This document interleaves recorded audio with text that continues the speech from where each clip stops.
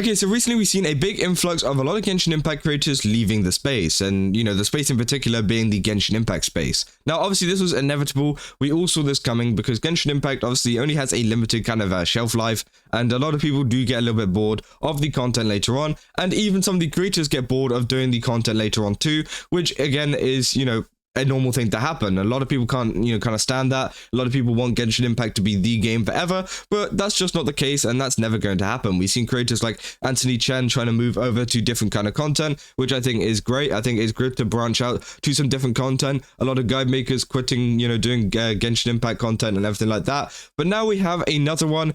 And again, it is kind of funny to see that a lot of these creators are now quitting and stuff like that. But it is kind of sad, I guess, because, they have been making Genshin Impact content for a long time. And this is Wallenstein, CH at the end. But Wallensteins, you guys probably know them. They make a lot of content on Genshin Impact. Obviously, they started off making Genshin Impact content 4 years ago, making a lot of kind of like gameplay content. That's pretty much all they do is gameplay content. And now they've actually moved over to games like Wuthering Waves and stuff like that and started making content on that too. Most of it has been Wuthering Waves content, which has been really enjoyable. And obviously, a lot of people in the community have really been enjoying this this kind of content as well, which is great.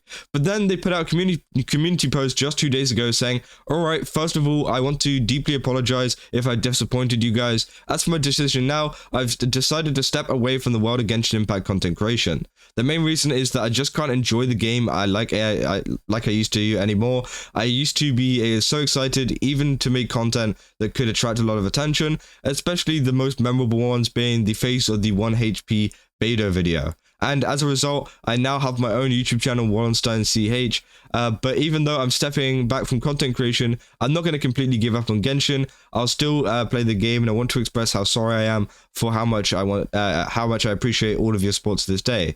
And guess what? The day I decided to stop playing Genshin is the same day Beidou celebrates her birthday. Beidou, you'll always be as beautiful as the day I had to say. Okay, they got to a little bit of a rant about Beidou. I'm assuming that I don't really follow their channel that much, so I'm assuming they like Beidou a lot. I know a lot of the content creators in the Genshin space do like to kind of attach themselves onto one character and be the main of that. Obviously, Toronto being Jean. I've seen the Jonathan, which we talked about in the other video, Chongyun, people like that. So again, people do like to attach themselves to a character, but Wallenstein is quitting Genshin Impact, it seems like, or quitting Genshin Impact content creation, more to say. And recently they've been doing a couple of Phoebe quick swap stuff, which again has been really, really great to see. And there was actually this other tweet that I saw come out saying Wallenstein's complained about the problem of CC Hoyos not being allowed to play other companies' games, and he has a sarcasm for Hoyo because the Genshin game didn't listen to its players, even though the post has been deleted because of a warning from Kuro. So again, I don't really know if it was Kuro that deleted it. Obviously, they're saying, I'm assuming Kuro asking for its deletion because is because of the contract to not defame any other games. I don't know if that's the case or not, but they say, this was a post on, I think this is Facebook. Is this Facebook or something like that? Pretty much they say that, so when it comes to content, there will definitely be people coming to back to play the game again, especially maybe after the Shineshnaia region update. And honestly, there's a personal problem with the stinginess of this one game. A little story: at the time, I was invited to be part of the creator program, but I refused. Why? There was an agreement that required the channel not to post other game content, and I don't like that. And to be honest, they say be honest. I don't know what that means, but they say the pay is not that big. And then so they're pretty much saying that they wouldn't allow them to play other games or cover other games on the channel, which again isn't really great. And we've seen this happen quite a lot in the Hoyoverse sphere. They do often tend to hand out contracts like that, saying that they cannot play any other games. Now, as they said down here in the comments, I'm assuming Kuro, they don't allow people to kind of defame other games, which I think is a much better way to go about it. I think, having in a contract you're not allowed to defame another game is totally fine. I think that's a good kind of clause to have in there, because then it means that you're not kind of just going after all these other games and being, a so-called Kuro bot. But with this, preventing people from making content on other games is much more kind of predatory, much more worse. And I think that Hoyoverse really needs to kind of step up their game a little bit in terms of like just like giving contracts to creators. Now, obviously, I've like, you know, why am I talking about this? Well, I used to be a Genshin Impact content creator. I used to be a Honkai Star content creator. I still make a little bit of content on Honkai Star and Celestine Zero,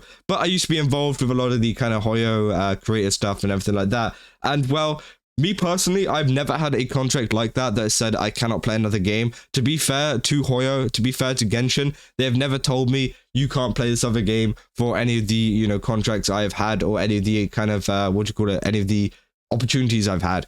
But I feel like, you know, for some people, and I'm assuming it's because Wallenstein's and a lot of these other content creators are bigger, they're actually telling them they can't because, you know, they are just bigger. And they said that the pay didn't actually suit them that much and that the pay wasn't good enough for just covering one game, which I think is absolutely terrible too. I mean, if you want to like make someone only play Genshin Impact, at least make the pay good. You know, I feel like that's like one of the minimum things you can do as a Hoyoverse kind of employee is to be like, okay, you can't cover this game, but we're going to pay you an absolute, you know, boat ton. So, you know, you should be able to, you know, actually be able to make content on this and it should be okay.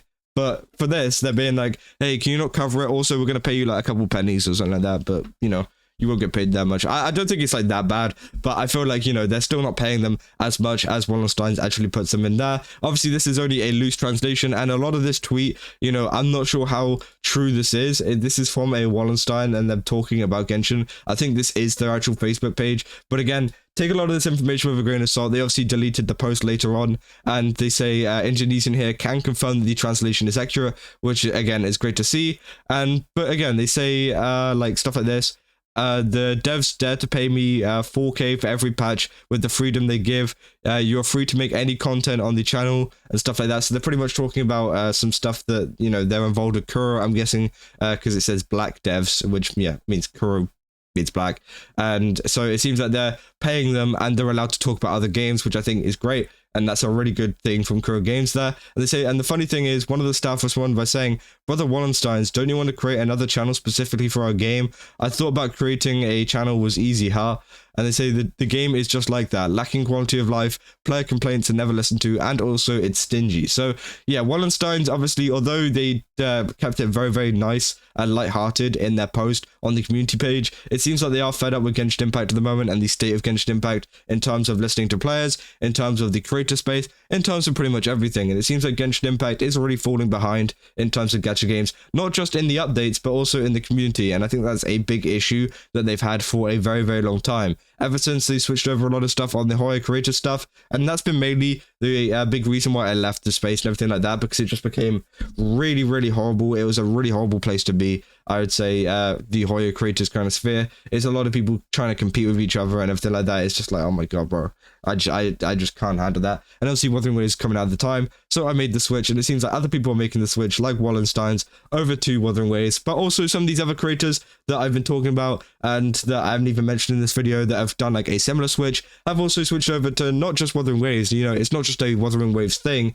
it's also like other games too, like whether that's like a Nanto coming out in the future, whether that's just some other big gacha game, or even just going variety. You know, it seems like people were just kind of stepping away from Genshin Impact and just kind of, you know, making a little bit of a change up in their channel, which honestly I think is going to benefit them. I think it is time to kind of jump ship. I think that Wallenstein has made the right decision here, because Genshin Impact only has a couple more years left in it, and I feel like it's just like one of those things where you just got to move on to the next thing. And that's totally okay. I know there's going to be a lot of people coping in either my comments or just coping in the overall community, saying like, oh, you know, it's why would you say that about Genshin Impact? It's not dying. Let's just be real. You know, it's got a couple of years left, and after that, it's pretty much done. In terms of content creation is slowing down for the overall game. Its videos just aren't getting the same amount of views they were before. Streams aren't getting the same amount of viewers they were before, and that's okay because the game is slowly, you know, slowing down. Whereas Wuthering Waves is actually picking up, and you know, a lot of creators are actually, you know, kind of attaching onto this, and it's really great to see that Wuthering Waves has kind of like had a little bit of a boost from all of this going on. But yeah, again, another Hoyoverse creator quitting. Kind of crazy to see. Again, we talked about this a lot, and I'll definitely keep covering even more creators if they keep bringing out stuff, because it seems like a weekly occurrence. We seem like Wallensteins, as I said, like Anthony Chan, stuff like that, all of those people, you know, quitting or like making new channels and stuff and trying out different content because, you know, they don't like the state of Genshin Impact at the moment. It's kind of crazy to see. And yeah, I'll make more content if there is more people that are quitting. But yeah, let me know down in the comments what you guys think about this. Do you think that Wallenstein has made a good choice here? Honestly, I do think it's a very good choice, and I hope they do enjoy Wuthering Waves, because Wuthering Waves is such an amazing game. Again, it's really good to see. And yeah, I'll see you guys in the next one. That's all. See ya.